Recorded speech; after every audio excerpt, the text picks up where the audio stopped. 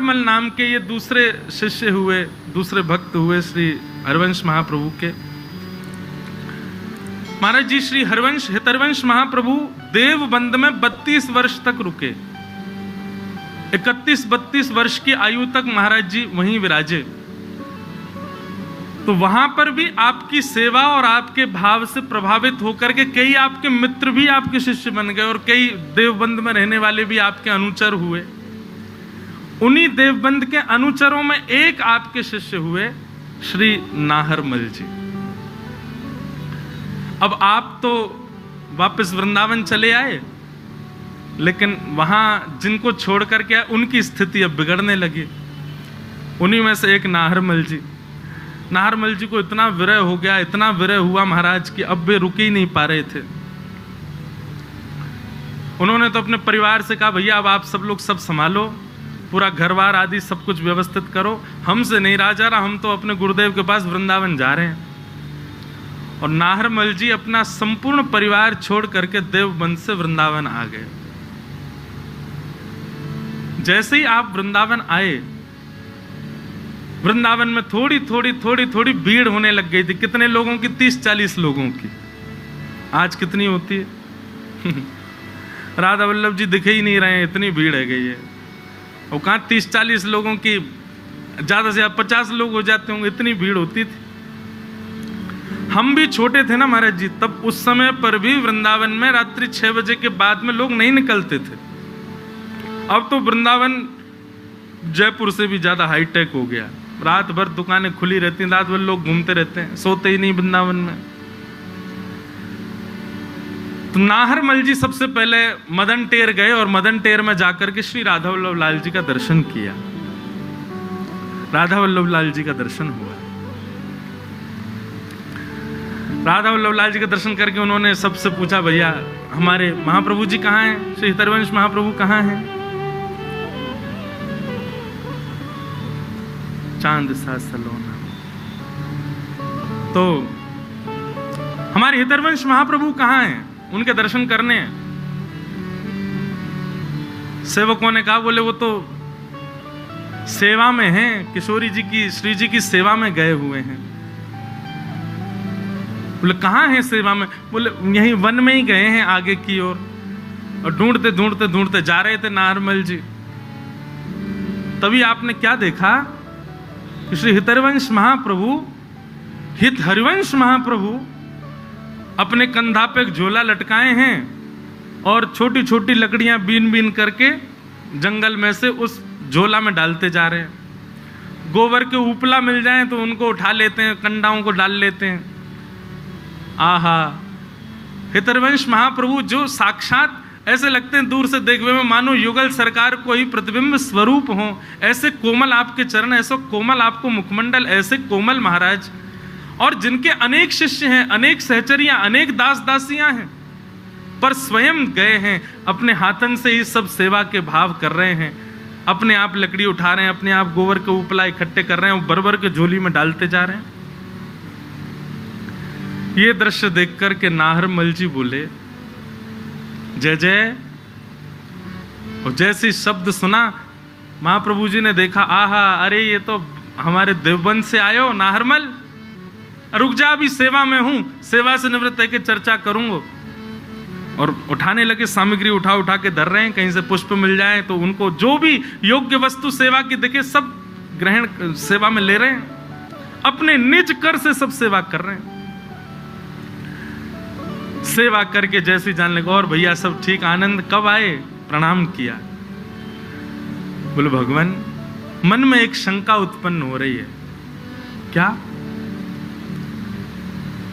आप आचार्य हैं, आप श्री हितरवंश महाप्रभु हैं, जिन्होंने वृंदावन में लाकर के निधि विराजमान की, श्री राधा वल्लभ जी को विराजमान किया।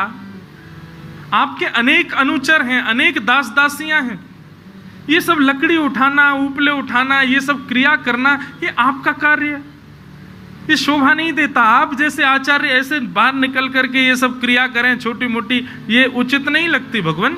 आप दास दासियों को आज्ञा, और नहीं तो सुनिए, अब मैं आ गया हूं वृंदावन, अब मुझे आज्ञा करिए। मैं 2-4 भक्तों की टोली, मैं ये क्रिया किया करूंगा, ये लकड़ी उठाना, ये सब आपको शोभा नहीं देता। उसकी ये बात सुनकर के महाप्रभु जी क्रोध में भर गए, और क्रोध में भर के बोले, श्री जी की सेवा को तू उचित और अनुचित मानता है? मतलब जो निज सेवा करता है, जो श्रृंगार करता है, जो आरती करता है, जो भोग धराता है, वही श्रेष्ठ है। श्री जी की सेवा में आने वाले पुष्प, जिनको श्री जी 24 घंटा गले में धारण करके रखती हैं, श्री जी के अंग पर विराजमान होने वाले वस्त्र, जिनको श्री जी रात्रि में भी शयन के समय पहन के रखते हैं, उनका निर्माण करने वाले भक्त, उनकी सेवा कुछ नहीं। अरे हमको तो अनुभव केवल थोड़ी देर का होता, आरती करने भीतर कुंज में जाते हैं, फिर आ जाते हैं बाहर, लेकिन ऐसी सेवा जो नित्य श्री जी के अंग से स्पर्श करके रहती हैं, उन सेवाओं को तुम सेवा नहीं समझते। ये लकड़ियां बीन करके हम ले जाएंगे, इनकी अग्नि प्रज्वलित होगी, प्रसाद होगा, श्री जी अपनी क्षुधा निवृत्त करेंगी, अधरामृत हम में बांटेंगी, इतने वैष्णवों को प्रसाद मिलेगा, ये सेवा तेरे लिए तुच्छ है?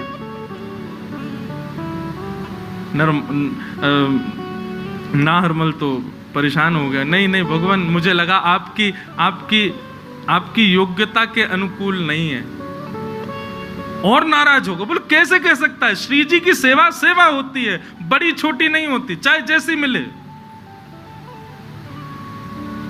और सुन, तेने श्री जी की सेवा में ये दोष बुद्धि रखी है, अपना मुख मत दिखाना मुझको, और कहीं तू अगर मुझे दिख गया, तेरे हृदय की भक्ति नष्ट हो जाएगी, दूर हो जाओ मेरे से, आना ही नहीं मेरे सामने।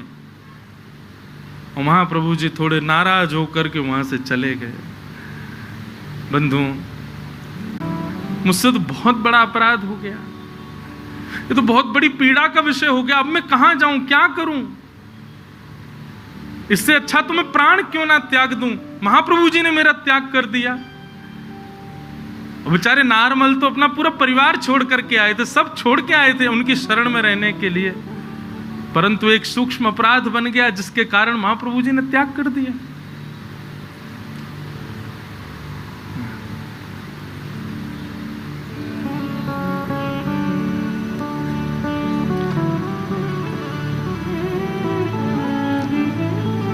राधा वल्लभ जी का दर्शन करने भी नाहरमल जाते हैं तो दूर से कुंज में से देखते हैं, क्योंकि समीप गया तो ऐसी बात कह दी कि भक्ति नष्ट हो जाएगी, भाव नष्ट हो जाएगा, प्रेम नष्ट हो जाएगा।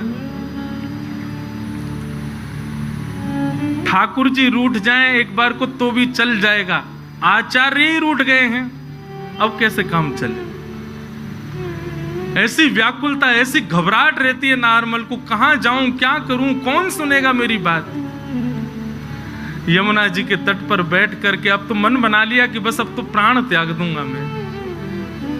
जिनके लिए आया वही नाराज हैं, अब जीवित रह के मैं क्या करूं?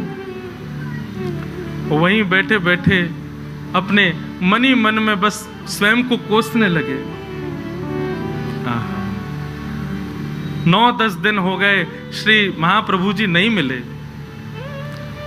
ऐसी व्याकुलता, ऐसी उत्कंठा हृदय में ज्वाला की तरह धधकने लगी नाहरमल के।